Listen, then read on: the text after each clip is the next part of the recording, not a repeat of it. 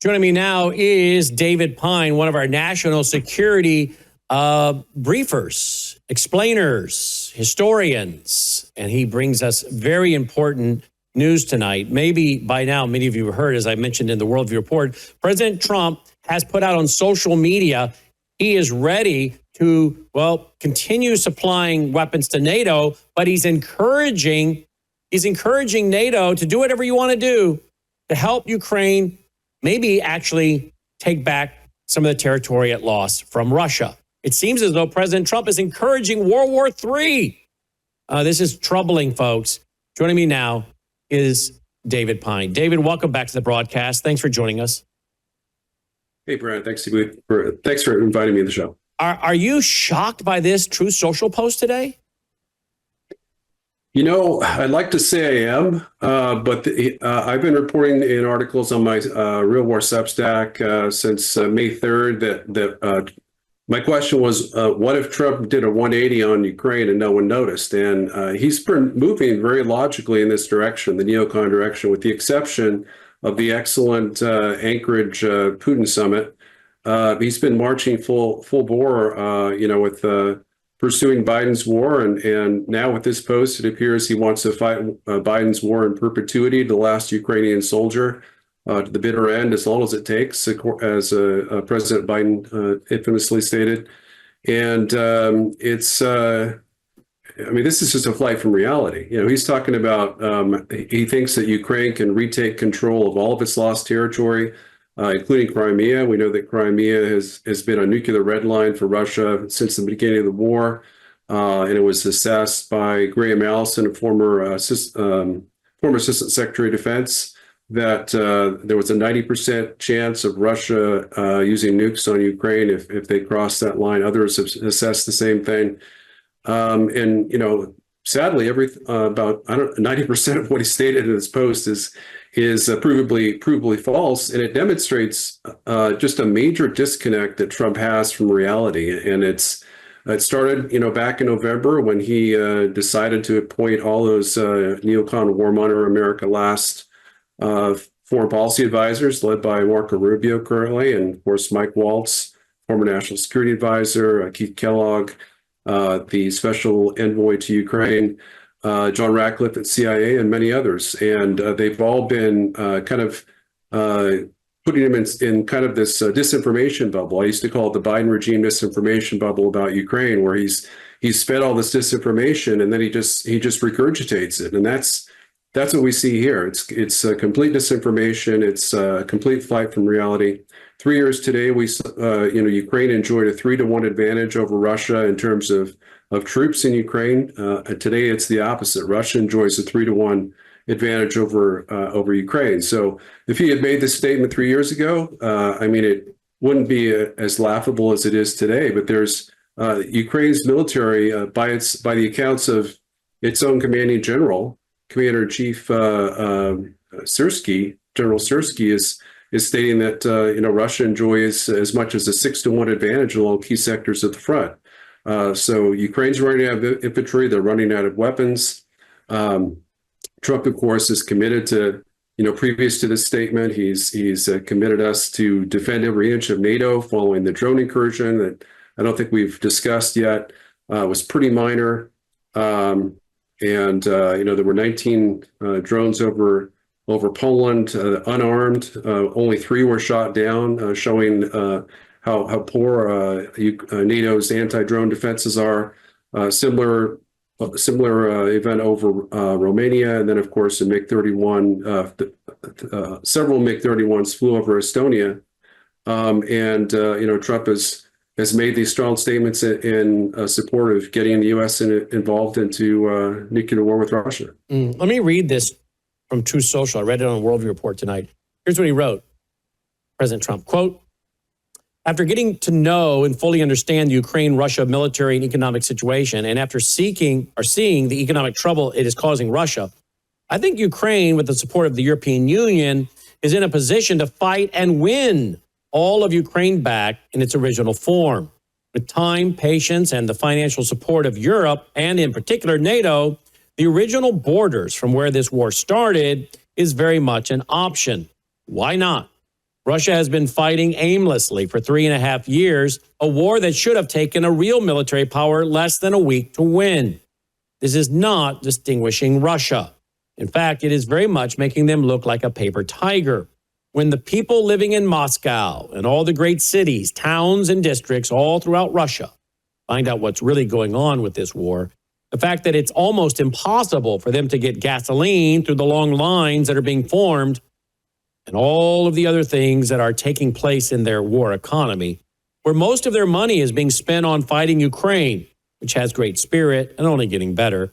Ukraine would be able to take back their country in its original form, and who knows, maybe even go further than that. Putin and Russia are in big economic trouble. This is the time for Ukraine to act. In any event, I wish both countries well. We will continue to supply weapons to NATO for NATO to do what they want with them. Good luck to all. Donald J. Trump, President of the United States of America, end quote. Well, we were saying that this kind of thing could happen. This is one of the concerns we have. But why is he saying things like maybe Ukraine could even take more? Now, is he implying that NATO could go in and take parts of Russia? He's saying that not only is the economy in trouble, but he says that it sounds like he's saying that Putin is in trouble. So, Leo Holman and I and others have been saying maybe the globalists want a regime change. Maybe this is a battle between the New World Order and who's going to be in charge of the New World Order. Is it going to be Putin and his BRICS buddies, or is it going to be a Eurocentric world order? So is there really a power struggle going on over who's going to control the world order? Maybe they want a regime change so they can put in someone in Russia who is more in line with their ideas of the New World Order. But maybe they want the minerals in Russia. Maybe the U.S. wants a piece of those minerals to add to our balance sheet, because as we're leaving a debt-based system to an asset-based system and the Great Reset, you see that President Trump and our government seems to be tokenizing things, grabbing up minerals in Syria and other countries, Ukraine. Why not get some mineral contract deals going in Russia? And again, we'll add this to our list of assets, tokenization.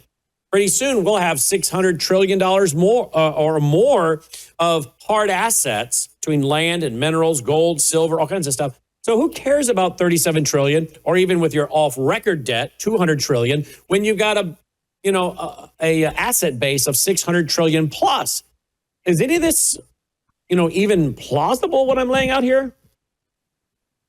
Well, your theory is plausible. What Trump said is completely implausible. You're absolutely right. I mean, there's a war being fought between essentially two new world orders. There's the internationalist-led New World Order that we became famous with President George H.W. Bush's statement that he wanted to create a new world order kind of led by the United Nations, and that's kind of a Western-dominated liberal order. And then there's the other New World Order, which is becoming more and more likely, is one led by Russia, China, North Korea, and Iran, which we saw showcased at the recent Chinese military parade, in which they showed off, I think, 76 weapon systems, of which 46 have been first deployed last year or more recently. So they are producing weapons at an astounding rate, not just China, but Russia as well.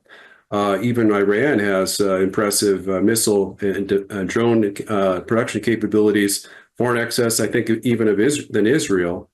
Of course, Iran's nuclear arsenal is far smaller than our own and Israel's as well. But this whole statement by Trump is just a complete. He's living in an alternate universe. I mean, there's just no reality basis for reality at all. I mean, Russia's economy has been growing at a much more massive rate than any of the Western economies, 4% for 2 years in a row. The ruble was up 40% last I checked, just since January against the dollar. There is high inflation. There are high interest rates, but there's lots. Everything that Russians need is available on the shelves and the stores. There's Russia's an energy giant. They don't import oil; they export it. They have a massive supply of oil in Siberia, in the Caucasus region. So the idea that Russian consumers are waiting in line at the gas station is ridiculous. And then his final statement that Ukraine can not only win back all of its lost territory that's lost in the last 11 years, including Crimea, but also essentially invade Russia, is just ridiculous. I mean, yeah, of course they can cross the border. They can go into Kursk and lose another 60 to 80,000 troops like they did last year. They can take a few square kilometers in Belgorod, like they oblasts, like they currently have.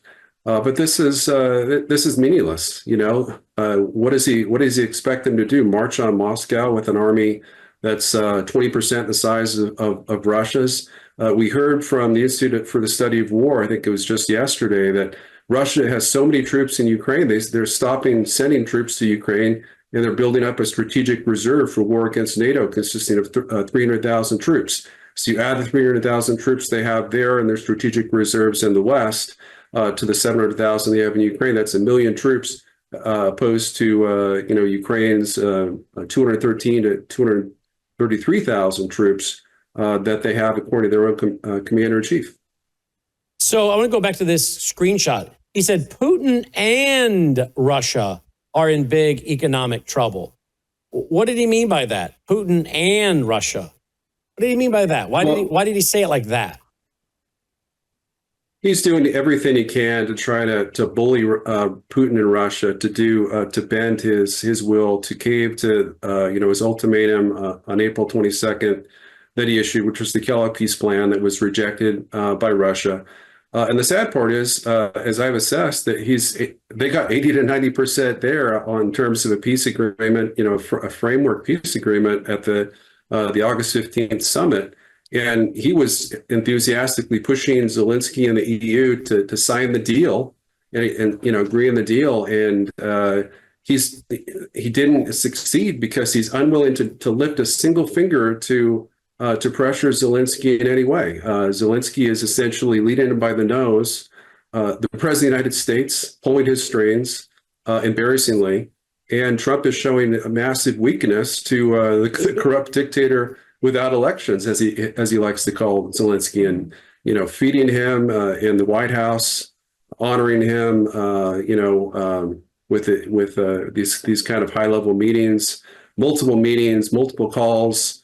For someone who disrespected him more than any national leader ever has during either term of his presidency. And he's doing it because that's what his neocon puppet masters are telling him to do. And it's really a very sad event for us, and it's putting us in grave risk of nuclear war with Russia.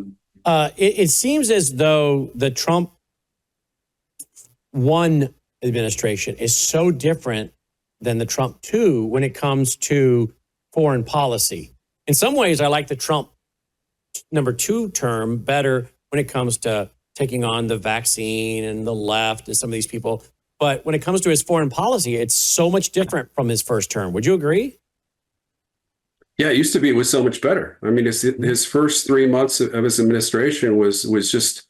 It was just. I told my wife it's Disneyland every day for me on foreign policy, because I watch Fox News, and everything Trump said was music to my ears. It's the exact foreign policy I've been propounding since 2003, when I talked about how to break up the Sino-Russian alliance, and Trump had a brilliant plan to do that. He appears to have abandoned that plan. He conceded that Russia and India have essentially permanently shifted over to the Chinese ledger, and as we've discussed, I think. There's 6 nuclear powers on their side and 4 on our side, and in terms of actual nuclear weapons, it's far more pronounced. Perhaps 8 to 1 or even 10 to 1. The U.S. is a declining power. Russia and China are ascendant powers. Certainly not in terms of population, but in terms of aggregate power, in terms of economic, industrial, military might, conventional military might, nuclear might. Right across the board. Technologies, AI, drone swarms, in terms of military production capabilities, even Russia, a country that's 43% the population of ours has a larger active duty military than we have. They can produce weapons at a far greater rate than we can.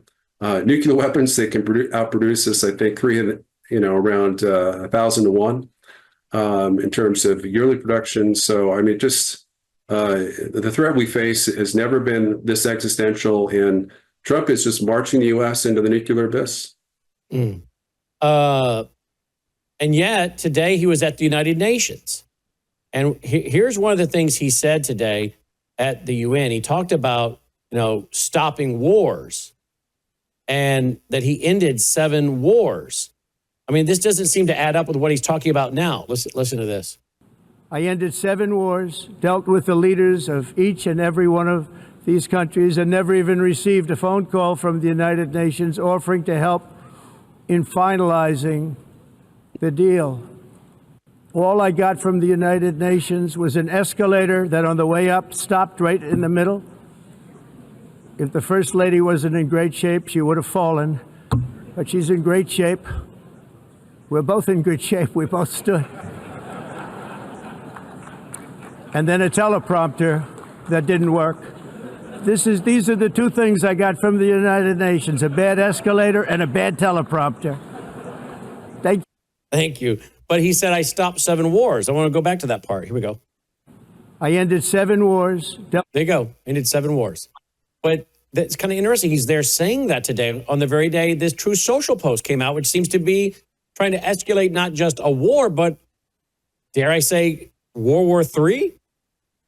Yeah, I mean, President Trump, he had some amazing statements. He said that, history will judge me not on the wars, I start, but on the wars that I stop and the wars that I avert altogether.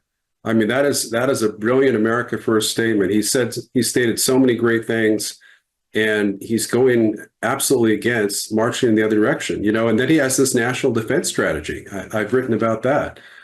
His national defense strategy, it's rumored that it not only focuses on hemispheric defense and withdrawing, U.S. troops from Europe and the Middle East. It supposedly, Sorry. That was on my end. Keep going. Yeah, it's queuing up the next shot, the next clip of President Trump, but keep going. Yeah, I can tell. It supposedly it removes, our focus on deterring China with large-scale military forces in East Asia. So, that is the preeminent. I mean, that's the preeminent America First foreign policy outlined by his very, very outstanding and capable Undersecretary of Defense Elbridge Colby. But then in terms of actual policy, not in terms of theory and strategy, but in terms of actual policy, he's trying to make Biden look like Ronald Reagan in terms of a policy of a peace, because he's trying to outdo George W. Bush to try to not only get us involved in all these new foreign wars, but to start World War III, which of course, thankfully, every other president has averted. Yeah, thankfully.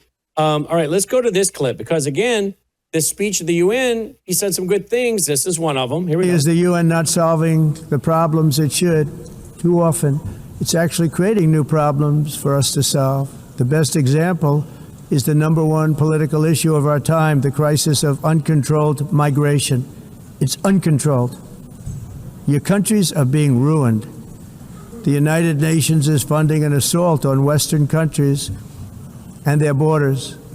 In 2024, the UN budgeted $372 million in cash assistance to support an estimated 624,000 migrants journeying into the United States. Think of that. The UN is supporting people that are illegally coming into the United States, and then we have to get them out. The UN also provided food, shelter, transportation, and debit cards to illegal aliens. Can you believe that? On the way to infiltrate our southern border. Millions of people came through that southern border. Just a year ago, millions and millions of people were pouring in, 25 million altogether over the 4 years of the incompetent Biden administration. And now we have it stopped, totally stopped. In fact, they're not even coming anymore because they know they can't get through. Well, there you go. But I want to go back to what he said. The United Nations, he says, is creating problems, not solving them. But isn't what President Trump put out today on Truth Social going to create a problem, not solve a problem? Absolutely. I wrote an article, I think it was a couple weeks ago, talking about how all Trump needed to do would be to meet with Putin in one day, and end the U.S. involvement in the war with a separate peace. And the separate peace would be a U.S.-Russia direct negotiation. We would negotiate the very best terms for Ukraine we possibly could. We would present those terms to Zelensky and EU for ratification. If they opted not to ratify it, we would pull all our troops out of Ukraine, all of our military support, all of our technicians, ideally all of our intelligence and support as well, and say they're on their own. And the war would end very quickly, either with Zelensky running back to us to sign the deal, or Russian troops breaking through Ukrainian lines, and then peace would be restored. And it would be, it would be a worse peace than he negotiated. But the U.S. national interest, and this is something that no one seems to understand, the preeminent U.S. national security interest in Ukraine is not a Ukrainian victory. It's as Trump stated before, when asked, what side are you on? Are you on Russia's or Ukraine's side? And he basically said, I'm on neither side. I'm on the side of peace, basically claiming to be a neutral, claiming to be on the U.S. side. Well, the U.S. side is our only interest is to end this war as quickly as possible to avert the increasing chance of Russian nuclear escalation, not only against Ukraine, but against NATO and itself and potentially against the U.S. homeland. So if that means that Russia, quote unquote, wins the war and they get terms that they like better than Ukraine likes, then that is absolutely in the U.S. national security interest. We don't have any national security interests in terms of where Ukraine's border in the Donbass region is delineated. If it's, that's on the furthest edge of Eastern Europe. There's really very little NATO national security interest involved in that either. Our only potential national security interest is that Russian troops don't appear on Western Ukraine's border with Poland and Romania. But Putin has had every opportunity to win this war outright by simply reinvading Kyiv and surrounding Kyiv, which he did in a matter of days at the beginning of the war. This war would have been called the six-week war if the U.S. hadn't sent any weapons to Ukraine, and they would have succeeded in expelling all Russian troops from pre-war Ukrainian territory without any U.S. assistance. But instead, Joe Biden and Boris Johnson, former UK Prime Minister, decided to prevent that agreement from being signed, and Ukraine suffered 2 million casualties since. So where do you think this is all going, David? If you had to guess now, based on this, or will he change his mind in 3 days? I had high hopes for him. When he declared the Anchorage summit, I thought even after the Anchorage summit, he was pushing Zelensky, he was pushing the EU. I want to say pressuring, but he didn't really do anything to pressure him. He just told him, I'd love to see you sign the deal. Give up the Donbass region, you get the rest of your territory. The war's over. Peace and stability is restored in Europe. The Russian nuclear threat that's the immediate threat is eliminated, and we can all go back to business. People go back to work. 10 million Ukrainian refugees can return to their homes. The death and destruction can end, and we start rebuilding Ukraine. And ever since then, we learned very quickly after that he approved 3,550 ERAM missiles being sold to Ukraine, launched by U.S. combat vet piloted F-16 aircraft in Ukraine against Russia. He approved that the day after meeting with Zelensky. I think it was on the 19th of August. So if I had a prediction, I think that things are going to get worse. These Russian drone incursions, those were not a big deal. That was strategic signaling. The idea that was an active war, as the stupid Polish President Tusk declared, or Polish Prime Minister, that's ridiculous. If Russia attacks NATO, the first act is going to be all the power is going to go off and it'll never come on again. It's not going to be some 19 recon combat drones when they can hit Ukraine with 800 combat drones in a single day. So Americans they should be preparing that America is going to be drawn into this more and more. Yeah, I mean, if Trump is performing this stupidly on Russia, we can only wonder what he's going to do when Taiwan gets blockaded and invaded by China. I mean, if he's this rash with China, then nuclear war may be inevitable. So and wouldn't they be looking at this, going, "Wow, let's go ahead and move on Taiwan and get him involved in his country embroiled in multiple things at one time," which is what, again, we've been warning about for multiple years here that they want to do to us, not to mention the chaos they can create in the country at the same time. But now we have a DNI report on Friday saying, oh, look out, you might have multiple shooters and multiple terrorist attacks on the same day or in the same time period. Yeah, I mean, something we've been talking about for years, and all of a sudden they want to put this out. All of our guests last night said, this sounds like the cover your rear end kind of memo, because they know the chatter's high and something's coming. And now we have a disruption of our telecommunications, or at least they were going to try to do that, Secret Service said today, with these SIM cards and SIM servers, which I have to wonder, I'm going to deal with it tonight, if that isn't, again, practice for disrupting our telecommunications. So when they have something go down here, our first responders can't talk to each other.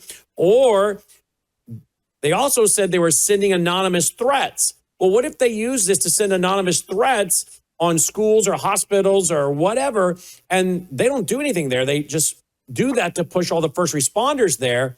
And then they run all the attacks on the other end of town, which now take the first responders to turn around and get back to the other side of town.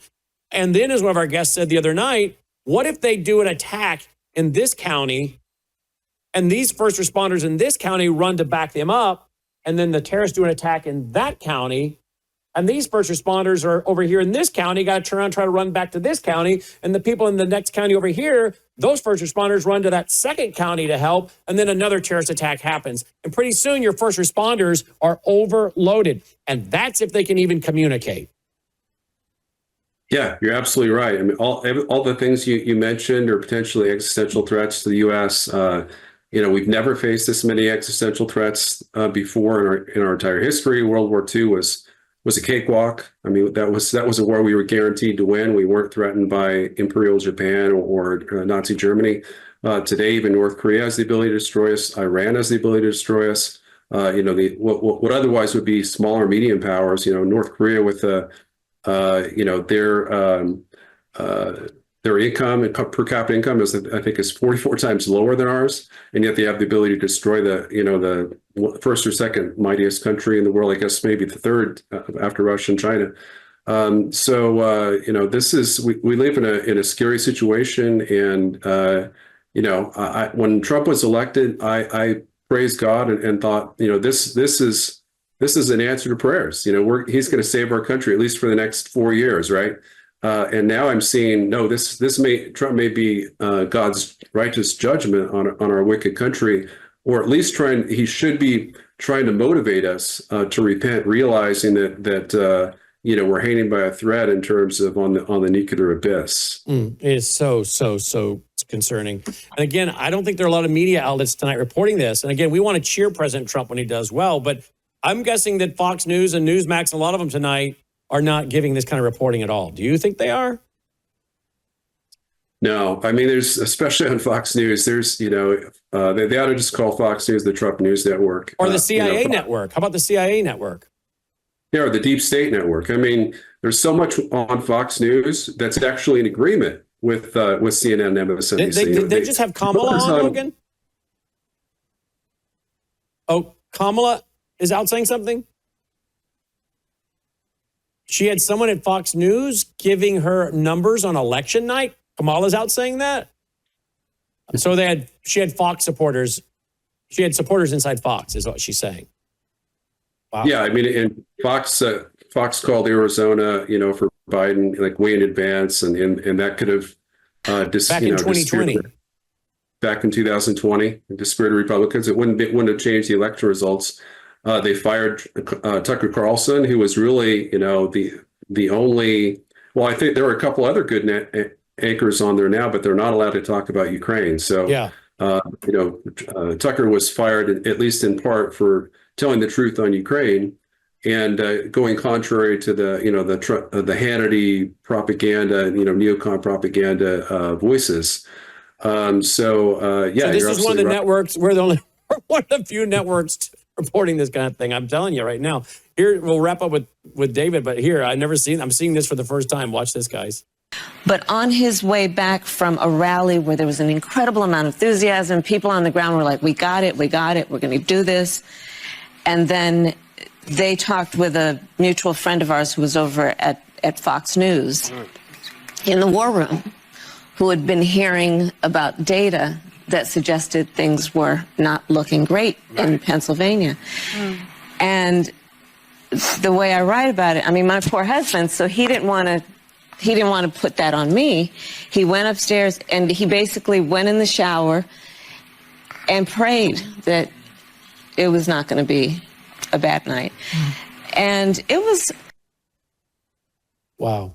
All right, there you go. So supporters inside Fox. Whoa, not shocked, I guess. David Pine is dpine.substack.com. dpine, P-Y-N-E, dpine.substack.com. Big story tonight, and people better prepare. They better be stocking up. They can go to worldviewstore.com, get all kinds of supplies. But folks, if you thought COVID was bad, let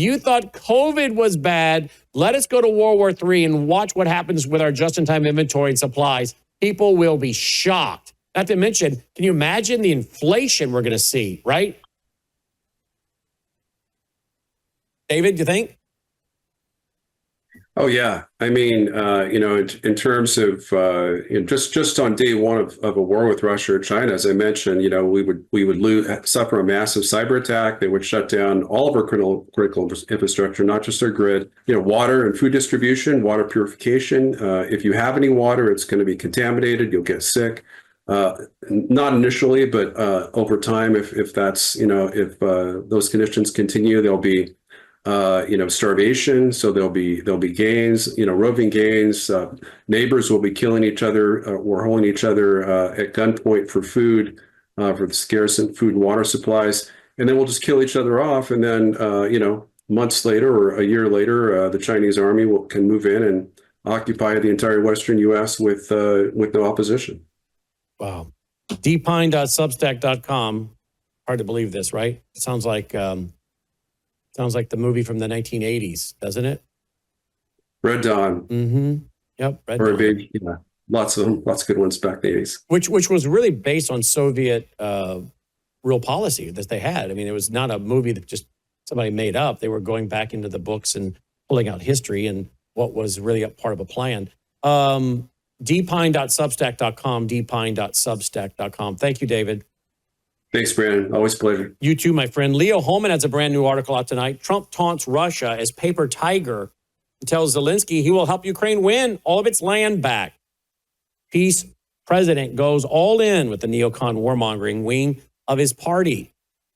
We'll be right back with Leo Holman on this topic right after this.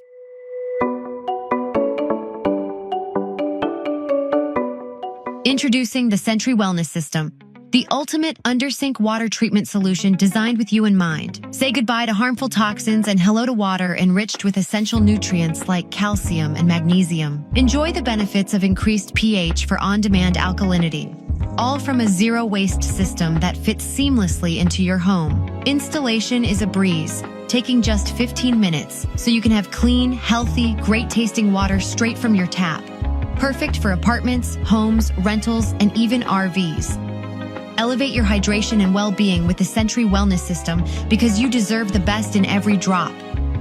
Sentry H2O. Tap into wellness.